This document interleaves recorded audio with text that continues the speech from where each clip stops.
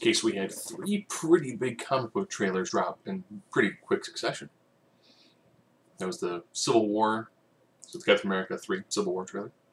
It was the, I guess, second or third trailer for Superman vs. Batman Dawn of Justice, and Xmen Apocalypse.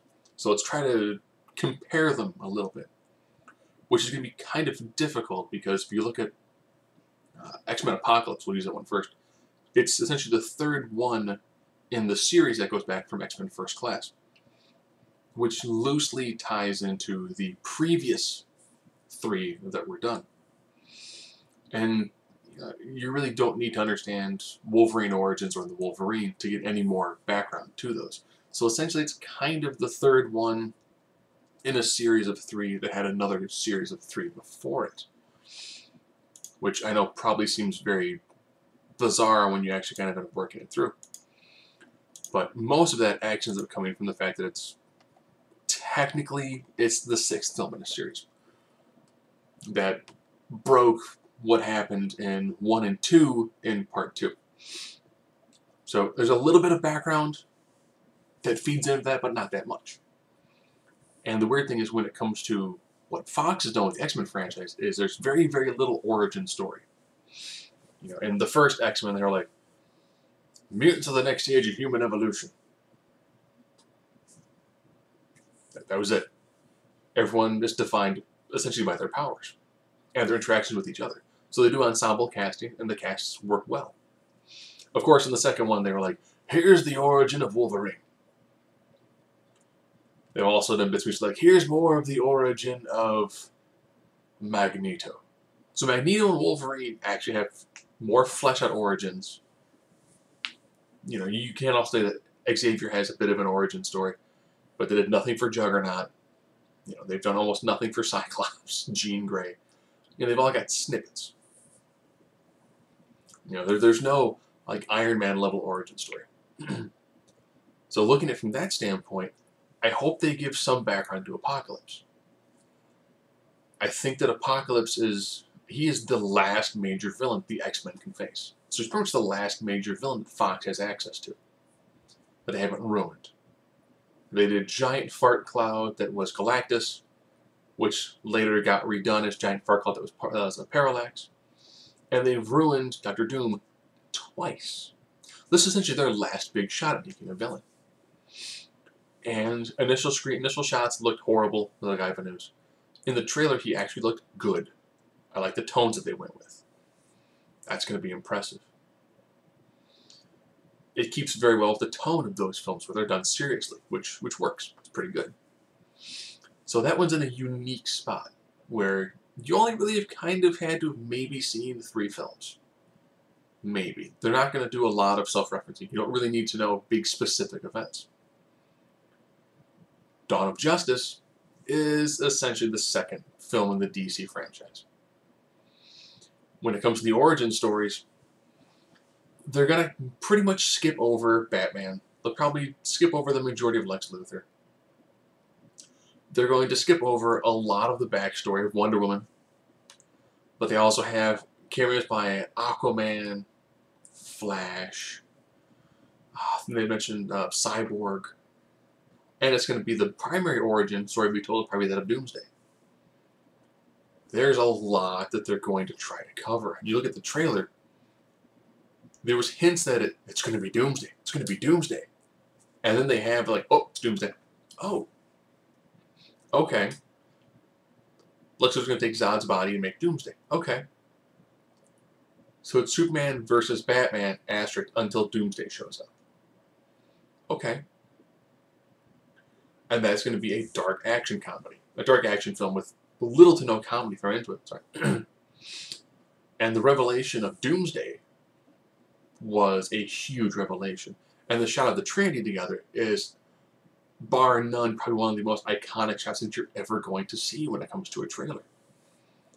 I would put the ensemble of those 3 on screen at the exact same time as bigger than that of when the first time they did a shot of all the Avengers together.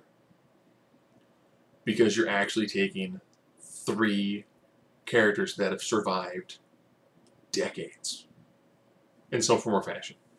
And that's huge. Squaring off against Doomsday, the creature that killed Superman. That threw a gauntlet down. No pun intended to Marvel, but that threw a massive gauntlet down.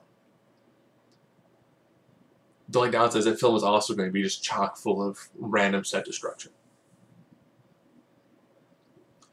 I think that you're going to see, just comparing those two films, then you're going to see a lot more emotional weight in the X-Men Apocalypse. Well, that's because characters already previously established, you've got pre-established relationships, and you've got a character who's going to control the minds of certain individuals that'll test those relationships. So it's going to have a much more, almost like gut reaction feel to it. Superman versus Batman, it's going to be a lot of destruction.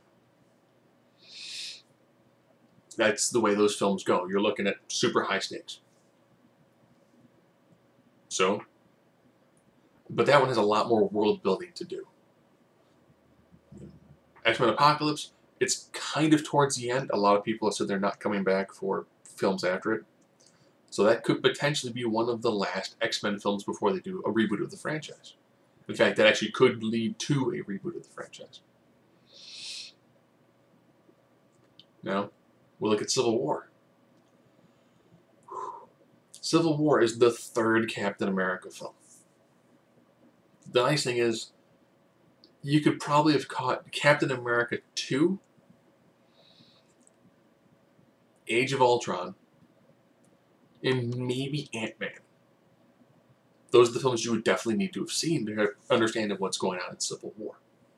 Now, you could, of course, say, well, a lot of it had seeds that were planted in Iron Man 1, Captain America 1. But if you want to watch those films before you watch the Avengers, then you probably need to watch Thor, which then leads you into the Avengers. You can pretty much skip Hulk if you wanted to, or you could add Hulk to it. So now we're 5 films right there. Well, then you need Captain America 2. And you can probably skip, again, a lot of stuff that happened. Well, if you were just watch Iron Man 1, you wouldn't know that Don Cheadle is your new War Machine, so you need to watch Iron Man 2. And of course, you can skip Thor 2, it doesn't add that much to it. Then you need Avengers 2. So anywhere from 3 to 8 films in. When it comes to world building, that world's already built, which is good, because it means you have a lot less things to do when it comes to character development. It's also bad, because certain minutiae can get lost who haven't watched all the previous films. It's also got a combination of 2 ensemble casts battling each other, while there also being another, essentially, evil entity thrown in there as well, a bad guy. But the bad guy is going to be just a little like tertiary window treatment, with the majority of it being, here's Captain America fighting Iron Man. And that's all based upon what happened in Avengers 2, Age of Ultron. Or as some people call it, Avengers 2, The Mid-Afternoon of Ultron.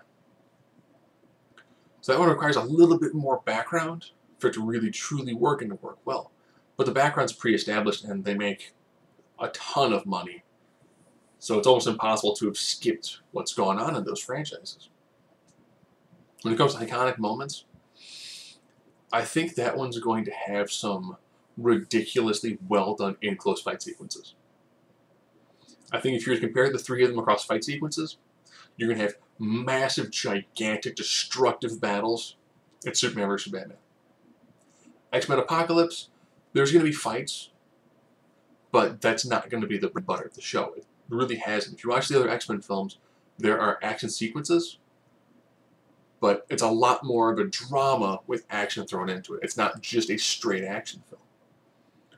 And you look at Captain America 3, it looks like they're going to shoot fight same way to Captain America 2, which is in close, tight, and realistic style. So you run the full gamut of, here we are, we're going to destroy as many things as we possibly can with these big, massive set pieces and sets of destruction, versus we're going to fight things in close, it's going to be tight, and it's going to be, here's how people would legitimately fight. With X-Men Age of Apocalypse, it's going to be, we're going to have the fight after we do the emotional build-up to have the fights. And have the drama added to it. And you're going to have a couple of sparse fights here and then. The good guys are going to lose, they're going to kind of lose, and then at the end, well, they can still lose because it's Apocalypse. So you're going to have minimal fighting in X-Men Apocalypse. You're going to have large-scale destruction in Superman vs. Batman. And you're going to have in-close fighting, probably more of like a terrorist sort of guerrilla warfare style, when it comes to Civil War. And each of the trailers pretty much show that very well. out of the three, the one that had the most, like, what? It was definitely Superman versus Batman. Which was good because, you know, super hyped watching that trailer. Downside of that is we now pretty much know the whole plot of the film. It almost had that Terminator Genesis feel to it, where it was like, here's our big twist. And here it is in the trailer. Oh. So Superman's going to fight Batman up until Doomsday gets unleashed by Lex Luthor, who it seems like was pitting them against each other to try to see if someone could beat Batman. Could beat Superman. Alright. I know the vast majority of the plot with little bits and pieces need to be filled in here and there. Civil War, if you know anything about the storyline, you pretty much basically know there's friction between those two characters. One's like, you know, I think we need some sort of oversight. And one's going to be like, no, I don't think we need governmental oversight. That's what S.H.I.E.L.D. tried to do, and it ended poorly. No, this is going to be totally different, and it's going to work. Sounds like the exact same thing we tried before and it didn't work. This is going to be different. No, and we're going to fight about it. Okay. Where X-Men Apocalypse it has a lot more of that feeling of this is what we're going to have to do to survive. And you know, that's a slightly different sort of viewpoint. All three films have entirely different tones to them. I like the fact that it seems Civil War is going to continue the Captain America 2, more serious, couple one-liners here and there, more of a political style, with good action into it. It's going to be, you know, it's essentially it's the good versions of the boring series with superheroes involved. Okay, looks pretty good. You know what you're getting into. Works well. Dawn of Justice, massive, vicious battle sequence. Okay, with some pretty decent acting in there, but it still kind of feels closer to a Michael Bay sort of superhero film, right? What's my budget? How many things can I blow up? An X-Men Age of Apocalypse is a much more, okay, how does the ensemble cast work? How are they going to work taking on an undeniably more powerful individual? Which they really haven't dealt with. They've normally dealt with, here's how humans are reacting, here's what we need to do to protect humans from the bad mutants, while at the same time trying to push, we're not all bad. You don't need legislation against us. You don't need to treat us like second-class citizens. So there's always a lot more of a drama element thrown in there. And out of the three trailers, the one that got me the most hyped was Dawn of Justice. The one that I think gave away too much of the movie was Dawn of Justice. X-Men Apocalypse, I was kind of frightened with how the designs of Apocalypse had shown earlier. Those fears, entirely gone. Did a great job with them. You can tell that when they did the shots on screen, that they had to do some post-production modifications. I saw it and I was like, you know what? Most of my fears, gone. Would I like to see a little bit more from some of the characters? Yeah. But for the most part, I have confidence in what they're going to do with that film. Marvel, Civil War, Captain America 3 is on my short list. When it comes to films that are going to come out next year for Marvel, it's pretty much that one. Ragnarok, I think it's 2017. I had no desire to see Ant-Man. Doctor Strange, it's probably a Netflix one, where I think that when it comes to seeing it in the theater, I've seen all the X-Men films in theaters. Even 3. Even Wolverine Origins and the Wolverine. So I've seen all of them. I like the style they do. I'm definitely going to see that one in the theaters. When it comes to Civil War, I'll see it in theaters. I'll probably see both of them in regular theaters. You know. When it comes to Superman Dawn of Justice, that one to me feels like, given the gravitas of it, that I would probably see that in an IMAX format. It's going to be a big, huge, epic style film. The trailer gives that big, huge, epic style film. I don't get that from X-Men Apocalypse. I just don't. I know it's going to be one of their bigger films, but they don't have that you need to see this on this massive, gigantic screen or to feel it. It's still one you need to see on a big screen to get the real big impact of it, but it's not something you need to see IMAX.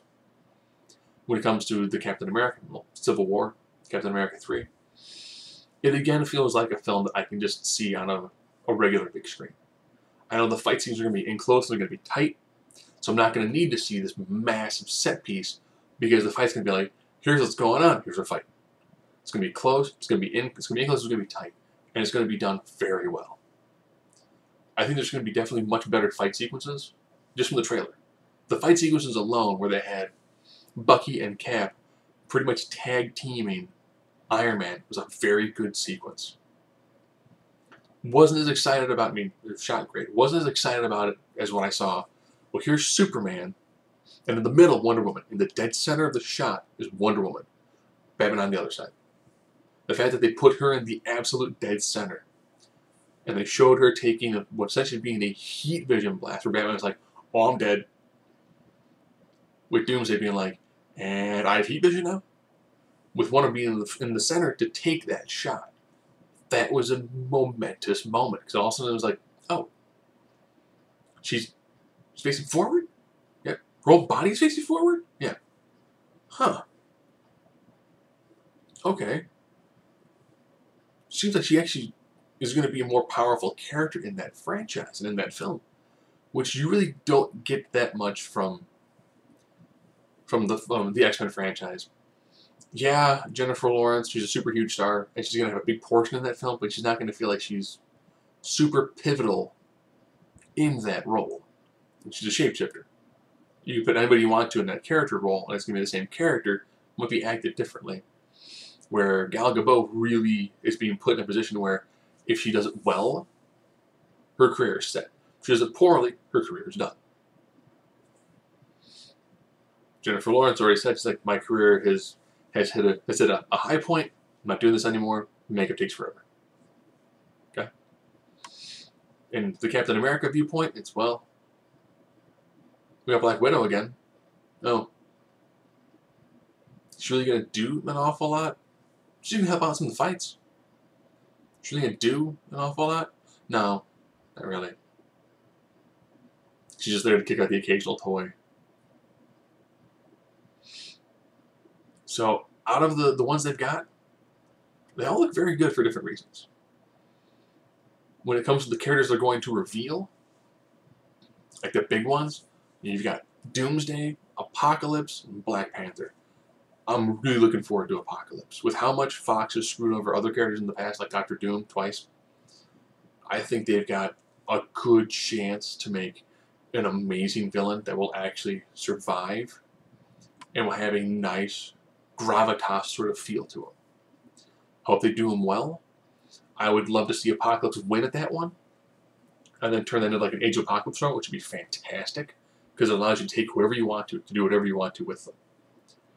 So, you know, that one, there's enough unknown going forward from it that it can be really interesting. If in Dawn of Justice they actually do kill Superman as the impetus for creating the Justice League, that is huge, but you don't find that out in the trailer, which is good. When it comes to the Civil War, you kind of know it's just there to drive a wedge between the superheroes, you know, which will be the wedge is going to show up until the time Thanos has all the gemstones, Infinity Stones, shows up and is like, hey, Earth, I'm kicking your teeth down your throat. Oh, your heroes don't get along. So they didn't get along in Avengers 1. They didn't get along in Avengers 2. Now they're really not going to get along going into Avengers 3. So that one, it doesn't, you know, it feels like it's going to be a big moment, but it's not going to be a complete story. It's a middle portion. Where Apocalypse feels like that could be an end moment. Dawn of Justice, it's part 2 of like 30. So you know whatever happens there's going to reverberate going forward, but it has to do a bit more world building than the other ones. So those are my thoughts on the 3 different trailers. You might think I didn't really say, this is the one that looks most awesome. If I had to go with overall visual impact, I would have to rank them as Dawn of Justice first, because it has that giant, big feel to it. It has some really iconic shots. Then I'd probably go Civil War, just because it has all the characters are pre-established, and it's got that moment where you know what's going to happen, and it feels pretty good. And then I have to go with visual impact basis on Apocalypse. And that's just because the way Fox shoots them, they don't shoot them with this massive budget to it when it comes to the visual effects department. They shoot everything in a much more grounded, realistic style. If I'm going with what I thought about the dialogue in them, I would probably say Apocalypse first, just because everything is, all the dialogue has that, this is it, we're done, we're gonna die sort of feeling to it. Like, this is the end, guys. This is it. We have to defeat an opponent that outclasses all of us put together. Then I go with the dialogue from Civil War. You know, it's got that nice amount of snappiness to it. The characters they feel like they're in their own skin, and it works well. I have to give Dawn of Justice the lowest when it comes to dialogue, and most that's just almost everything Lex Luthor said, with the exception of, I think he's like, you're psychotic, and he was like, no, that's just 5-syllable word, people don't understand what it is that I'm doing. That was the best Lex Luthor line. Beyond that, all of his dialogue just drove that film down, and down horribly. When it comes to how people acted, you know, when it comes to the casting, Civil War's got it down. You know, you see it and you go, I'm not concerned about anybody playing any role because they've done it before. And when you see them on screen, everyone feels natural. When it comes to, I probably say X-Men Age of Apocalypse. X-Men Apocalypse is the next one, because I know the majority of characters are going to have smaller parts. So if Olivia Munn, if she botches it as Psylocke, yeah, it's going to be okay. It's not going to entirely ruin the character of the franchise or ruin really anything going forward. So you can be like, oh, if she was a horseman, tweak her the way she acts in the next film, and everything's okay. I'm not concerned about the actors they've got in that film, and everyone felt fairly natural when it came to their overall delivery. Dawn of Justice. I think Ben Affleck, good actor. He's a great director. Doesn't feel like he's Batman. The look of his Batman just seems odd. Armored Batman looked awesome, but he just seems odd. Jesse Eisenberg, I had a lot of faith in that build. Seeing how he's acting now, it's not what I think of Lex Luthor. And Gal Gadot, she has got the weight of the world on her shoulders. If she does well, great. If she does poorly, that's it. You know, there's potential of her ruining the Wonder Woman franchise. So I've got a lot more fear when it comes to how they're acting and their cast is based off the trailer. So, you know, they've all got their strengths, they've all got their weaknesses, but I picture Dawn of Justice being a lot more visually impactful. You know, I'm still concerned with the way the dialogue came off, as well as the overall casting choices. X-Men Apocalypse, looking forward to it. They know what they're doing. They know their dialogue. All the people that are doing the roles, I've got little to no concern with. When it comes to Civil War, they know exactly what they're doing. Exactly what they're doing. Zero concern when it comes to casting. The dialogue from the trailer just feels like their normal style dialogue. You know, we know exactly what to expect from it. Visual impact, it's going to be a good shot film. So that's kind of my thoughts on it. You know, they all have their strengths and weaknesses. I think there's more weaknesses in the Dawn of Justice trailer than anything else. That's just basis the dialogue and the casting. Visually, it looks epic. The other two, you know, would not be as visually impressive, definitely have better casting options, and the dialogue from the trailer actually came off a lot better.